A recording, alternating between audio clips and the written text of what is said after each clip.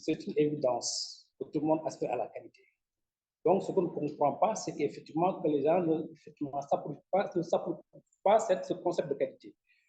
La première obligation qui incombe au coordinateur de la passation des marchés, par exemple, effectivement, c'est de présenter des dossiers, de veiller à la qualité des marchés, la qualité des dossiers. Voyez un peu.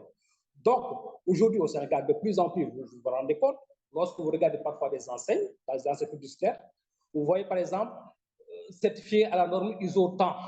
Ce n'est pas seulement, en fait, une mesure de publicité. C'est un renseignement qu'on donne un peu sur notre entreprise, sur la structure, pour dire attention, cette structure-là vraiment a ce souci. En plus de règles normales de bonne gestion, effectivement, a ce souci vraiment d'accentuer vraiment dans le sens de la performance. C'est qu'effectivement, elle a choisi la démarche qualité. Donc, pour répondre un peu à votre question, on sent de plus en plus parce qu'effectivement, tout vient à point nommé. Autant peut-être la qualité n'était pas la préoccupation à l'époque, autant de plus en plus maintenant, avec toutes les exigences, toutes les contraintes, aujourd'hui, la qualité est devenue vraiment une exigence qui fait que de plus en plus, effectivement, on se rend compte que les gens volontairement, effectivement, s'engouffrent dans cette démarche qualité, qui n'est pas facile, mais vraiment qui, in fine, vraiment, produit beaucoup d'avantages.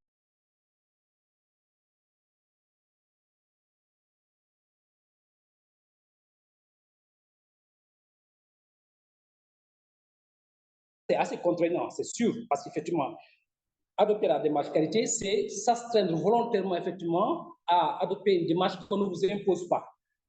Je voudrais vraiment rappeler, effectivement, que la démarche qualité est une démarche volontaire. Vous n'êtes pas obligé, effectivement, de vous engouffrer dans cette brèche de démarche qualité, mais effectivement, ça traduit une volonté d'amélioration continue, de performance.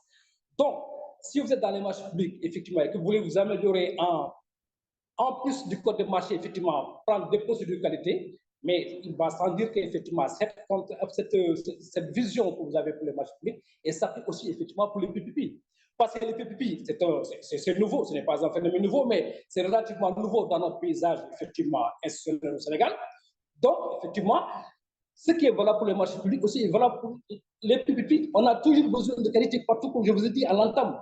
Donc, vraiment, si on doit mettre vraiment des critères de performance, vraiment, si on doit vraiment veiller vraiment à avoir la meilleure démarche en matière de passation de marché, je ne vois pas pourquoi est-ce qu'on ne le ferait pas, à plus forte raison, effectivement, pour les PPP, qui engagent effectivement aussi beaucoup d'argent.